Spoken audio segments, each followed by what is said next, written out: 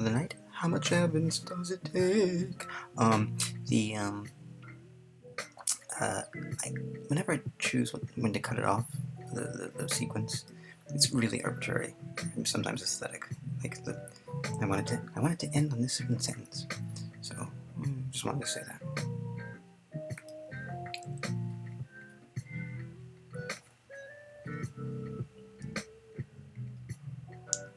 How much evidence does it take? Previously, I defined evidence as an event entangled by links of cause and effect with whatever you want to know about, and entangled as happening differently for different possible states of the target. So, how much entanglement, how much evidence is required to support a belief? Let's start with a question simple enough to be mathematical. How hard would you have to entangle yourself with the lottery in order to win? Suppose there are 70 balls, drawn without replacement, and 6 numbers to match for the win. Then there are 131, 150, 985 possible winning combinations. Hence, a randomly selected ticket would have been slash 131. 150, 985 probability of winning 0.0000007%. To win the lottery, you would need evidence selective enough to visibly favor win combination over 131. 150, 984 alternatives.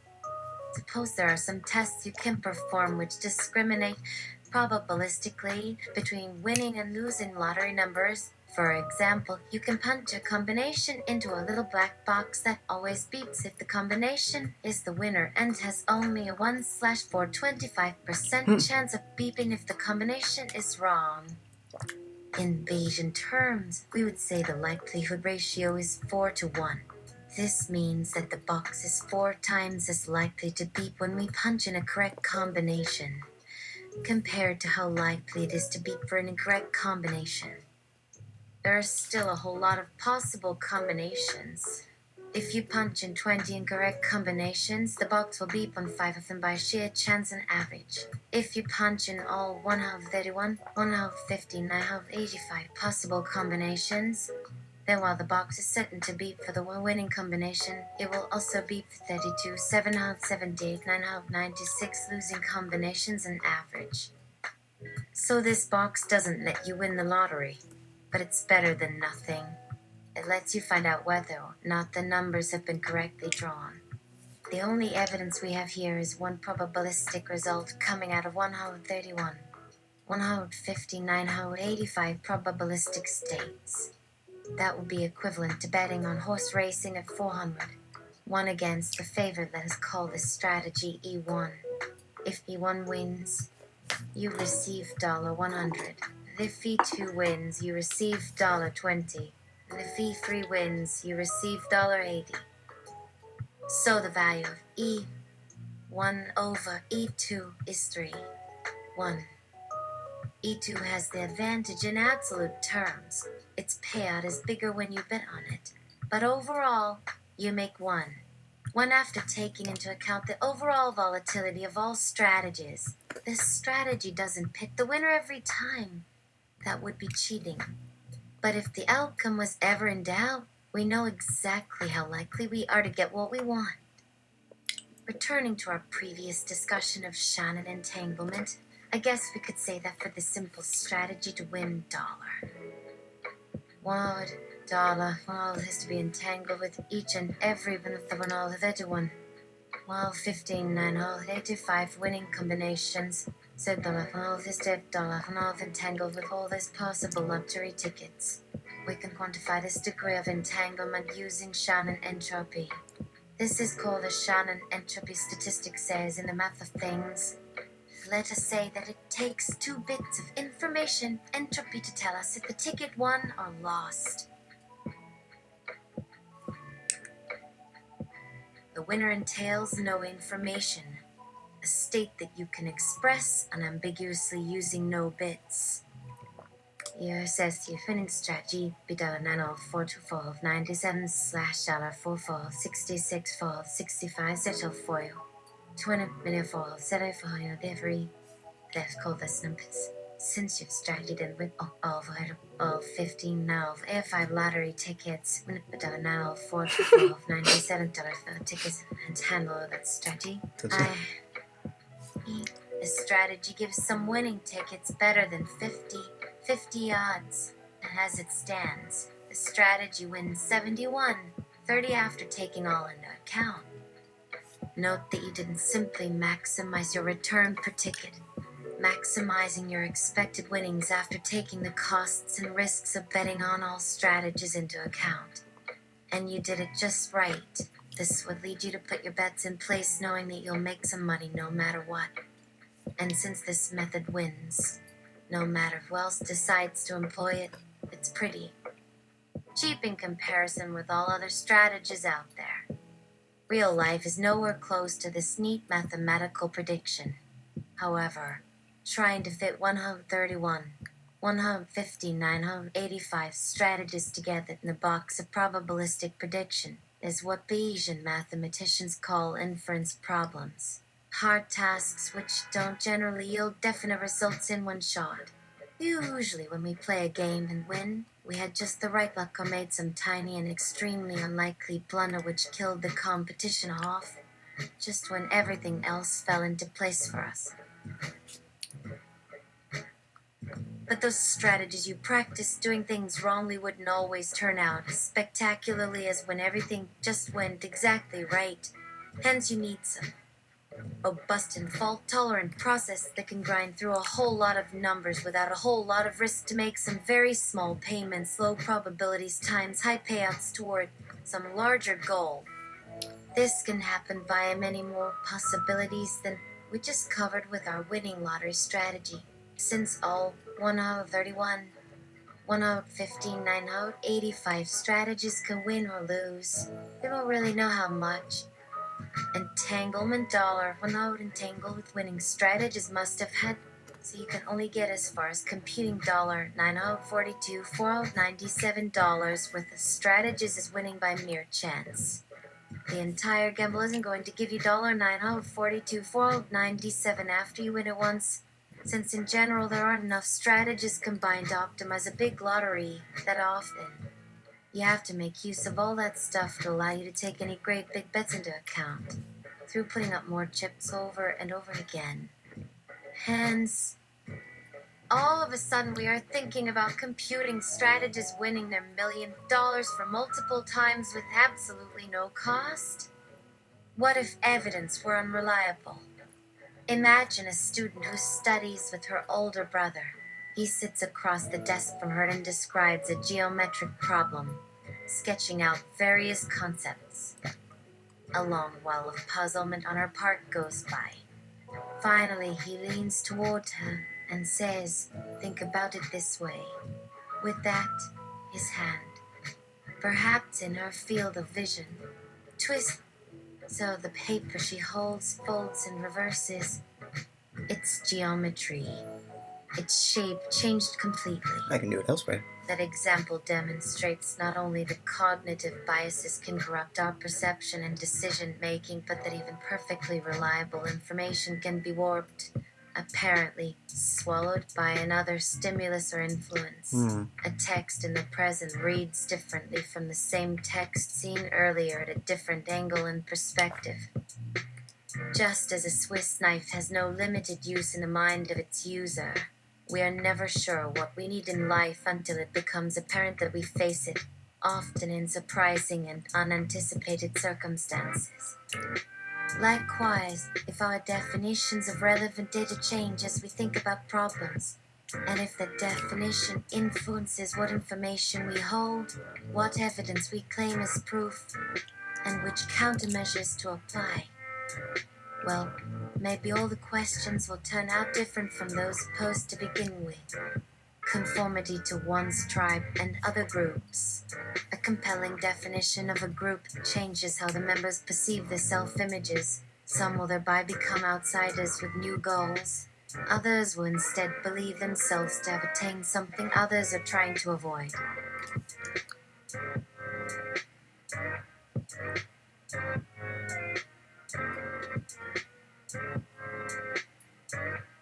As a consequence of this confusion of ends and means, different communities can compete at all costs. When some object to our investigations or ideas and a supposed common foe gains much sympathy, then anything that empowers them can also make the dominant opposition lose much ground, perhaps even rally and crush them. Against an opposition in high visibility, an abstract enemy in the sky may seem no match for us, nor we for it. Sometimes ineffective practices are praised as successful when the effects of applying them are easy to see. Without observing such results, then how could we recognize something better? Only when our problem becomes as invisible as that which it obscures as its defeat within view, ready for victory over both the opponents in our self-images, who find it to the problem. To offer an extreme example, enforced obedience to leaders brings tremendous advantages, provided the leadership doesn't contain de facto universal groups that betray it, e.g., religion itself can make governments almost invincible, given certain populations who expect some beneficent, invisible force to sanction such government action.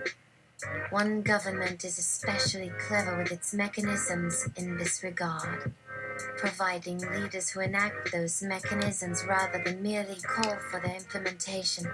Among the central assumptions of this approach are a large and heterogeneous populace. Any leadership, small and limited in any meaningful way, would invite attack by someone, and a hegemonically justified expectation that every military operation will work like it eventually, e.g., through public indoctrination about an inevitable triumph. Generally, we're used to saying, "Don't think you can teach an old dog new tricks."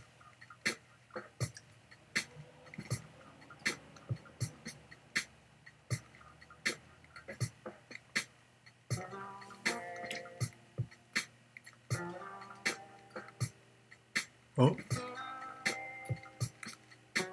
Having trouble fetching. Fetching.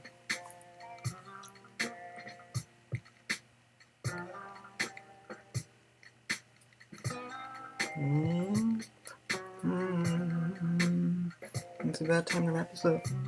Hold on. One more. One more.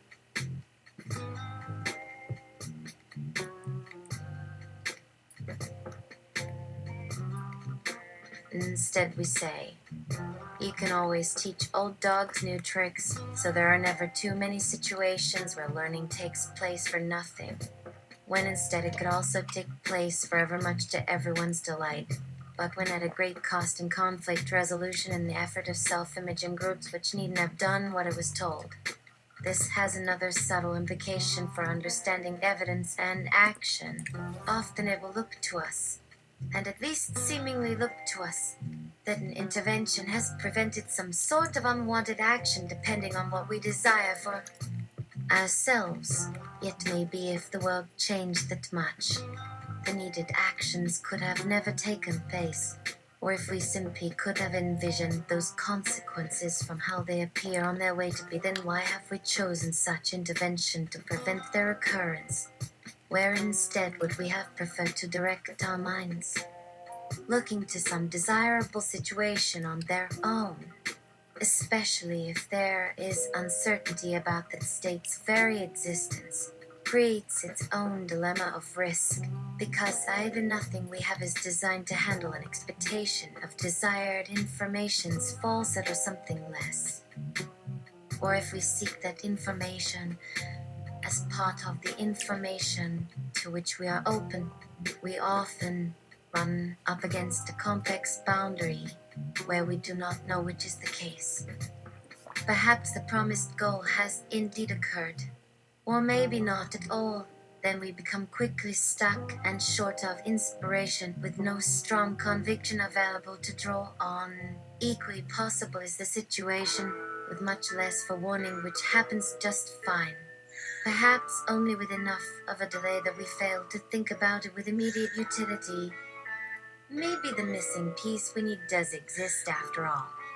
Suppose someone suspects that one of his daughters is not quite normal, and that this leads her into drug abuse and eventual prostitution. If he breaks it to her in private, she will break down in tears and likely do very poorly with his disclosure. Someone sexually abused you as a kid. Understands what the issue is, yet the reality of it seems insuperable. That what has led up to a way of life. Sorry. Its inevitability. The accuracy of his information is incompatible with his promised results.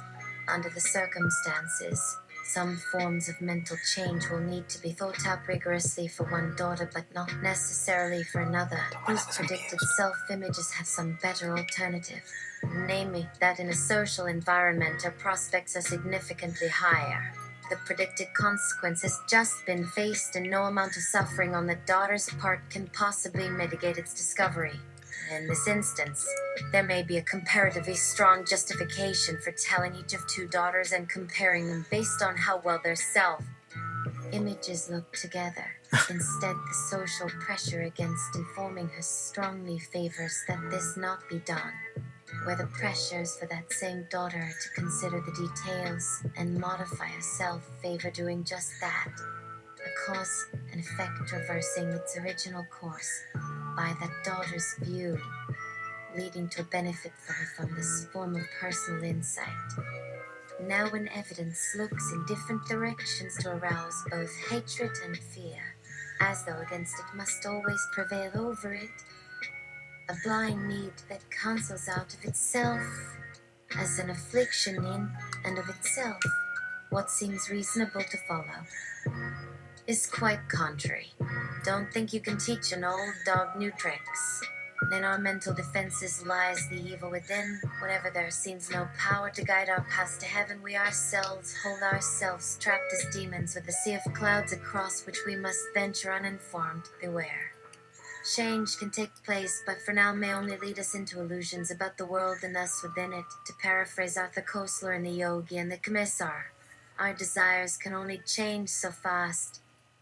Like our feet, we move forward one step at a time. But aren't the fixation on outcomes, whatever we care to call them, susceptible to self-fulfilling prophecies, and also to be discouraged?